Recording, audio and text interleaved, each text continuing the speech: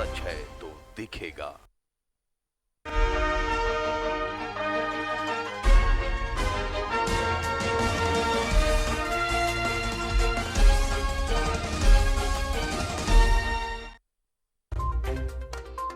Headlines के प्रायोजक हैं श्याम मेटालिक्स।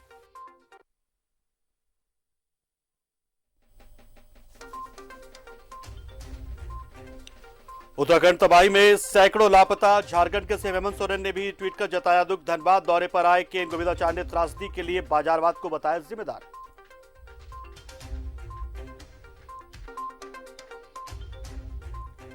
बागबारा में मारपीट की घटना में इलाजरत कांग्रेस नेता जावेद रजा पुलिस कस्टडी से फरार। पुलिस ने साधी चुप्पी।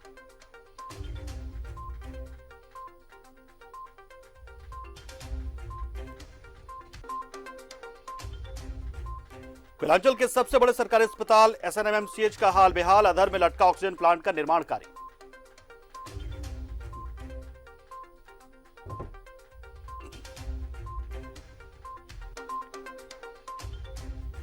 धनबाद में अजब प्यार की गजब कहानी। दो नाबालिग सहेलियों ने मंदिर में रचाई शादी। पुलिस ने बालिग होने तक दोनों को परिवार के पास भेजा।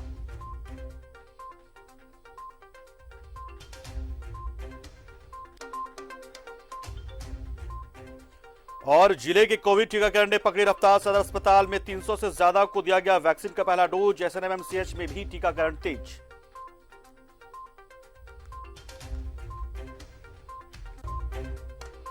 हेडलाइंस के प्रायोजक थे श्याम मेटालिक्स। नमस्कार, मैं हूं पंकज पांडे। आप देखें न्यूज जीलैंड बात और हाजिर हूं अपना धनबाद लेकर। करेंगे अगले आधे घंटे तक तमाम खबरों की चर्चा जो धनबाद के आसपास की होंगी। लेकिन हेडलाइंस में बढ़ते बड़ी खबर की ओर। पिछले 5 फरवरी को दो पड़ोसियों के बीच मारपीट में एक पक्ष कांग्रेस नेता जावेद रजा पुलिस कस्टडी से फरार हो गया है। इलाजरत जावेद रजा 6 फरवरी की रात को अस्पताल से फरार हो गए। साथ ही इस घटना में 2 और लोगों के भी थाना से भाग जाने की बात सामने आ रही है। दरअसल मारपीट की घटना में उस दिन कांग्रेस नेता जावेद रजा का वीडियो सोशल मीडिया पर वायरल हुआ। जो इलाके में चर्चा का विषय बना था वो तमंचा लहरा रहे थे।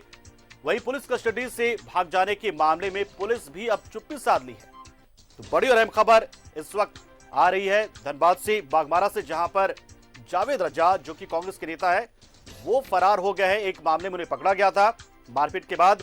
और इस खबर पर पूरी जानकारी देने के लिए हमारे साथ अशोक जुड़ चुके हैं फोन लाइन पर। अशोक, क्या कुछ जानकारी? फरार तो हो गए हैं, पुलिस की तरफ से क्या कुछ किया जा रहा है? कोई कार्रवाई? जी, पूरे मामले पर एक बार नजर डाले तो ये 5 फरवरी की रात का मामला है। तो जावेद रजा जो कांग्रेस नेता बताए जा रहे हैं वो अपने पड़ोसी के साथ किसी आपसी विवाद को लेकर मारपीट कर रहे थे। मारपीट के दौरान दोनों पक्ष के लोग, जैसा बताया जा रहा है कि दोनों पक्ष के लोग, जावेद रजा और अगले पक्ष के लोग भी घायल हुए थे। और दोनों तरफ से शिकायतें स्थानीय कतरा थाना को दी गई थी। इसी बीच इस झड़प के दौरान कुछ लोगों ने एक वीडियो वायरल किया था, वीडियो बनाकर वीडियो वायरल किया था। उस वीडियो में जावेद रजा साफ तौर पर देखे जा रहे थे कि तलवारबाजी और तलवार चमका रहे थे और एक तमंचा चमका रहे थे। इस दौरान जो भी स्थिति बनी थाने में, थाने के जो भी अधिकारी थे, एक सबसे अच्छा निर्णय लिया था कि जब दोनों तरफ से घायल थे तो दोनों को स्थानीय अस्पताल में इलाज के लिए भर्ती करवाए थे। और यहाँ तक कि इलाज पुलिस कस्टडी के अंदर किया जा रहा था। लेकिन अचानक ये खबर लोगों के बीच फैली कि जावेद रजा इलाज के दौरान भाग चुके हैं। हमने भी अपने तरीके से अपने सूत्रों के अनुसार जानकारी ली, तो जानकारी के दौरान ये बात सामने आई है। वहीं दूसरे पक्ष के 2 युवक भी थाना से ही पुलिस कस्टडी से भाग चुके हैं। तो कुल मिला के कहा जाए तो ये एक बहुत बड़ा सवालिया निशान है कतरास पुलिस के कार्रवाई पर। हालांकि कतरास पुलिस की तरफ से किसी तरह का कोई बयान नहीं आया है और न ही वो बयान देना चाह रहे हैं। कहा जाए तो वो बयानबाजी से बचते नजर आ रहे हैं। जी, बहुत बहुत शुक्रिया अशोक, हमारे साथ जुड़े आप और इस खबर पर आपने पूरी जानकारी दी। तो बड़ी और अहम खबर इस वक्त बागबारा से, जहां पर जावेद रजा जिन्हें एक मारपीट के मामले के बाद पुलिस ने हिरासत में लिया था, इलाज करवाए थे और वहीं से वो फरार हो गए। साथ ही दूसरे पक्ष के 2 लोग भी फरार हो गए।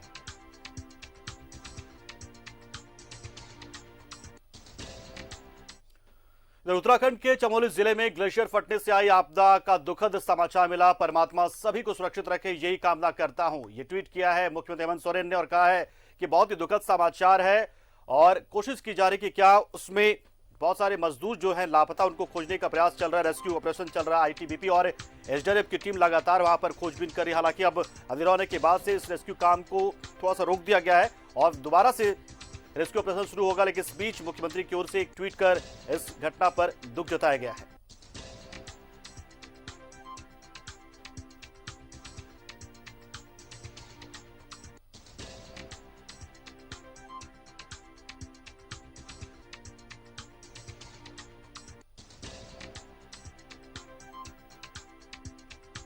और उम्मीद करते हैं कि झारखंड के मजदूर इसमें शामिल ना हो, क्योंकि हमारे यहाँ के मजदूर भी रोजगार के लिए कई जगहों पर जाते हैं काम करने के लिए। तो अब उम्मीद जताई जा रही है कि इसमें कम से कम ना हो।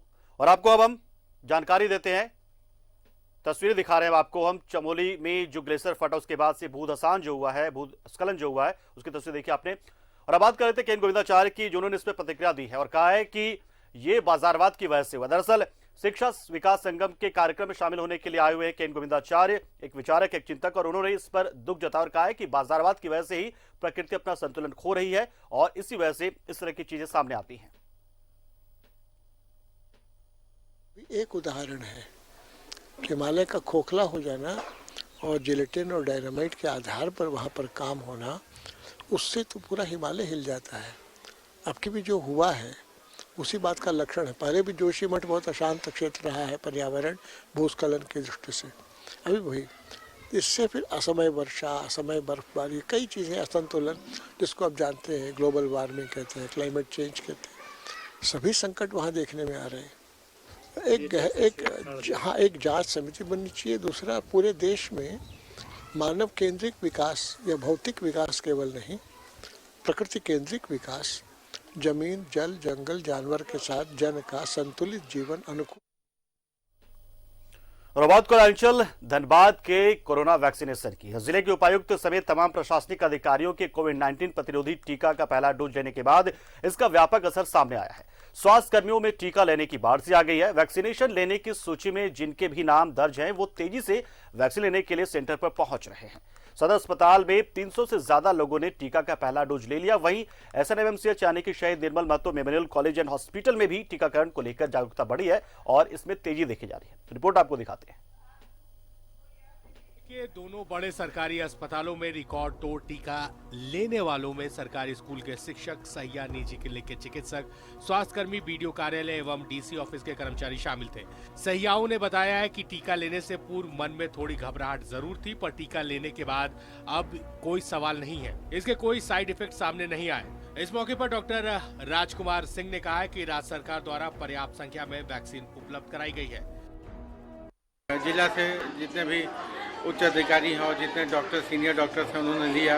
उस चीज़ को हम लोगों ने जागरूकता के तौर पे चाहो तो डिस्ट्रीब्यूट किया हर तरीके से।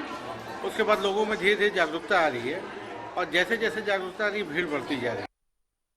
उपायुक्त उमाशंकर सिंह के कड़े निर्देश के बाद जिले के सबसे बड़े अस्पताल का नजारा बदलने लगा है।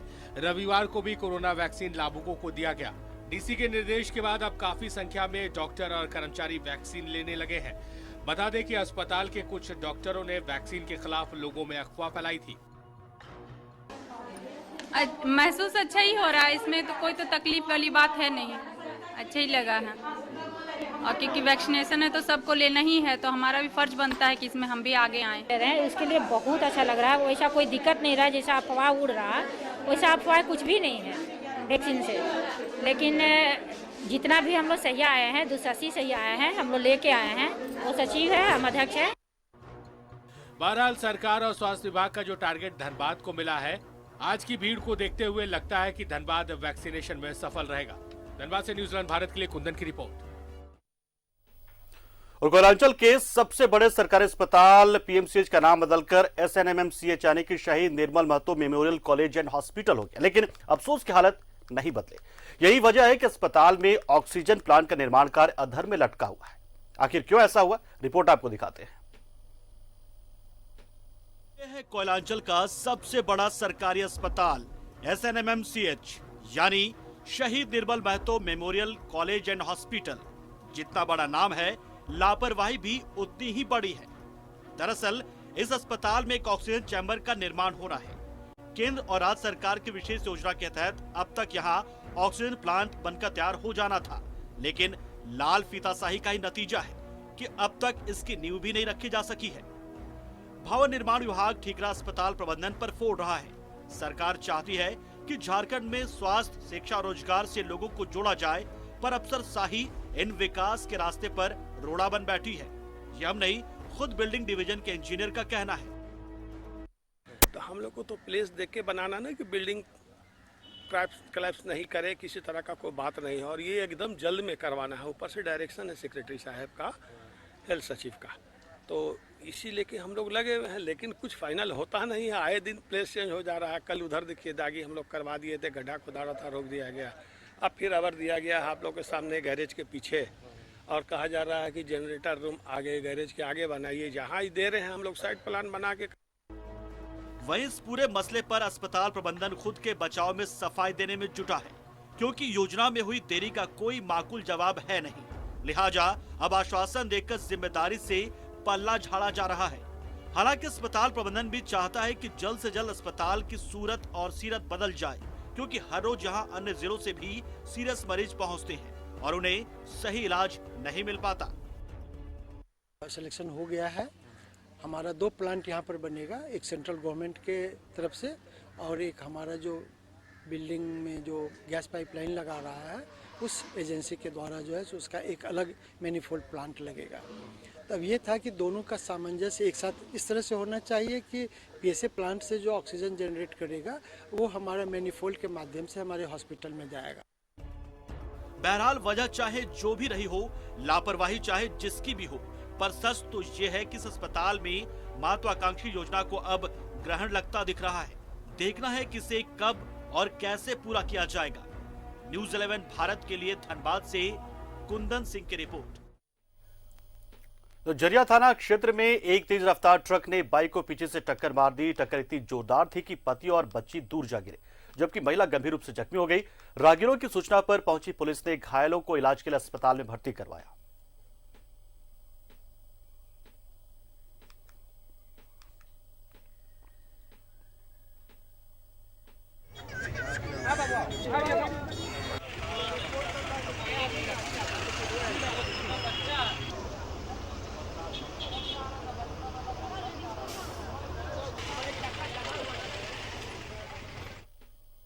तो धनबाद पूर्व मंडल रेलवे के धनबाद रेल मंडल के यार्ड में बीते कई माह से आउटसोर्सिंग प्रबंधन और सफाई कर्मियों के गुट का विवाद गहराता जा रहा है।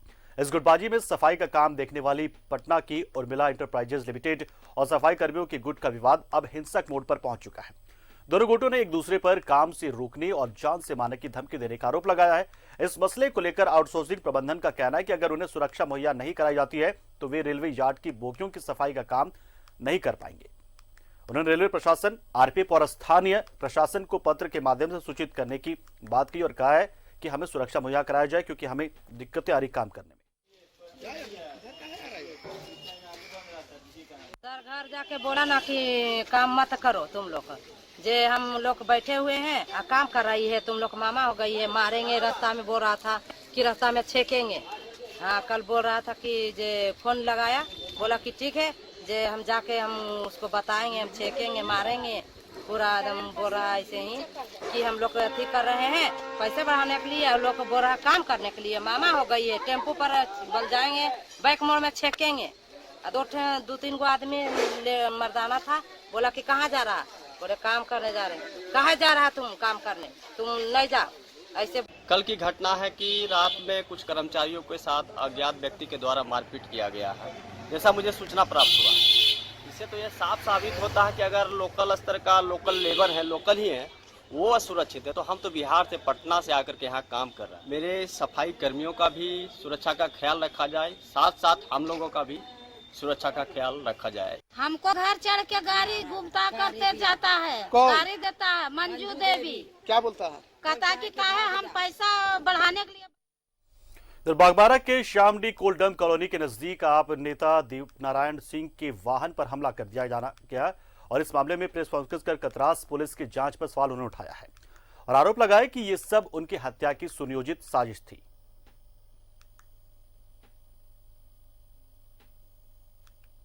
जो जिस गाड़ी में थे उस समय प्रेजेंट में। मैं तो गाड़ी में भी नहीं था, मैं तो अपने ऑफिस में था। उसके बावजूद भी उन लोग, सूरज जी ने जो आवेदन दिया है उसमें किसी का नाम नहीं। यही तो आश्चर्य का विषय है। आज इस प्रेस वार्ता के माध्यम से यह मैं जिला प्रशासन से मांग करता हूं कि इसकी निष्पक्ष जांच हो और जो भी अपराधी या साजिश करता है इसमें जो भी शामिल है उसके ऊपर कानूनी कार्रवाई हो। साथ ही साथ अपराधियों द्वारा जो मेरे एवं मेरे परिजनों के ऊपर झूठा मुकदमा किया गया है उसको जांच उपरांत हम लोगों को दोष मुक्त करने का काम करें। और बुलेटिन में रुकते एक छोटे से ब्रेक के लिए जल्द हाजिर होंगे कुछ बड़ी कुछ अहम खबरों की धनबाद के लेकर।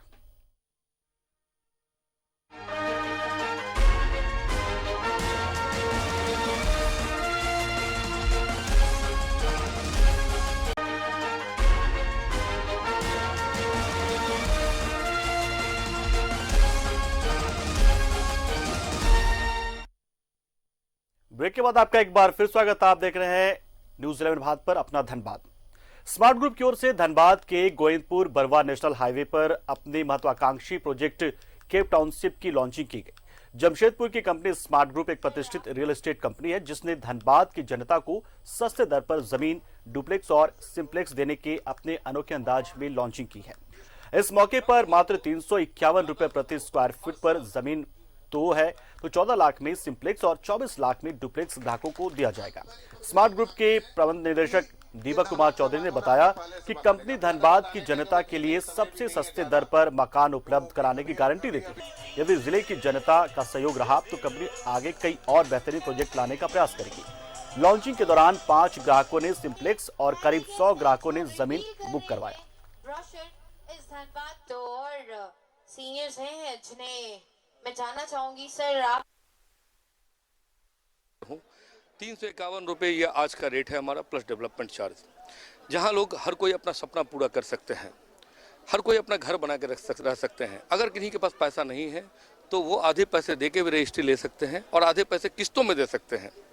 सो इन सभी चीज़ों के साथ आया और सबसे बड़ा मैं आभार प्रकट करता हूँ मीडिया का, हमारे मीडिया बंधु का और specially news 11 and all channel. 3000 square feet, 2000 square feet और 1000 स्क्वायर फीट 3 तरह की प्लॉट है हमारे पास। और सिंप्लेक्स जो है ये 600 स्क्वायर फीट का है। तो धनबाद के चेतना महाविद्यालय में 3 दिवसीय शिक्षा विकास संगम का समापन हो गया। समापन समारोह में मौजूद केन गोविंदाचार्य ने सामाजिक संगठनों के सहयोग से ही राष्ट्रीय स्वाभिमान आंदोलन को शीर्ष पर पहुंचाने की बात कही। समापन समारोह में सभी अतिथियों को शॉल और मोमेंटो देकर सम्मानित किया गया।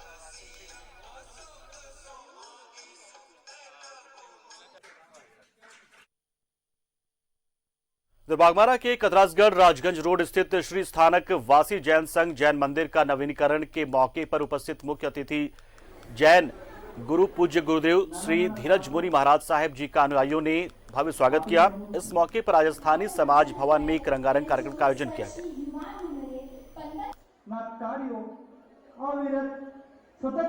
गुरु जी कलकत्ता से विहार करके हमारे कतरास में आए हैं और हम लोग का जो जैन श्री स्थानकवासी जैन संघ का उपासना है उसका जो है नवीकरण मतलब नया न्यू मॉडल रूप बन रहा है और मैंने विहार करते हुए कलकत्ता से आए हैं। मैंने धनबाद, झरिया, फिर उसके बाद में कतरास से फिर आपको कल जाएंगे चांस।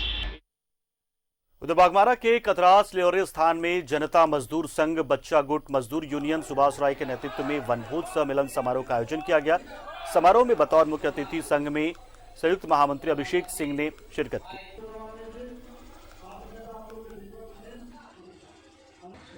और जो मजदूर छले जा रहे हैं, जिनके साथ छलाओ हो रही है, जिनको मेहनताना के नाम पे सिर्फ फूटी कौड़ी दी जा रही है, आप लोगों के माध्यम से मैं उनको आश्वस्त कर देना चाहता हूं कि वो समय आ गया जब उनके साथ अब छलावा बंद किया जाएगा और जो उनका हक का पैसा है, जो ठेकेदारों से और कोयला के ग्राहकों से लिया जा रहा है, वो पैसा मजदूरों के पास ही पहुंचेगा और वो किसी का जेब भरने नहीं जा रहा है। यूनियन के कार्यकर्ता धनबाद में ऑल इंडिया स्टूडेंट्स एसोसिएशन यानी आयसा ने गांधी सेवा सदन में प्रेस कॉन्फ्रेंस किया। इस दौरान छात्रों के संगठन की एक नई कमेटी का गठन किया गया।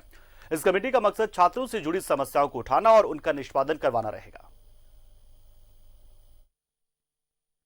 जो शिक्षा पूंजीपतियों के लिए जो बनाई गई है, इस शिक्षा का विरोध करते हुए आज जो हम लोग गठन किए हैं धनबाद में, इस गठन की ओर से ये जो कमेटी बनी है, ये कमेटी धनबाद के विभिन्न जिलों के जो समस्याएं हैं, छात्रों का समस्या, कॉलेज का समस्या, जो शिक्षा पूंजीपतियों के लिए जो बनाई गई है।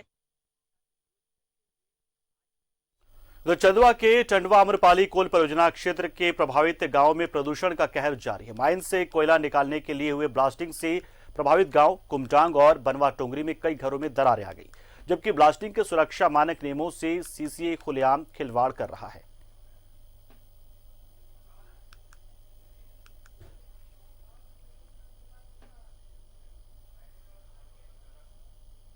और अपना धनबाद में अभी इतना ही, लेकिन फिलहाल देश और दुनिया के साथ ही झारखंड से जुड़ी तमाम खबरों के लिए बने रहिए हमारे साथ और देखते हैं न्यूज़ लम्हात, क्योंकि यहाँ खबरों का सिलसिला लगातार जारी रहता है। नमस्कार।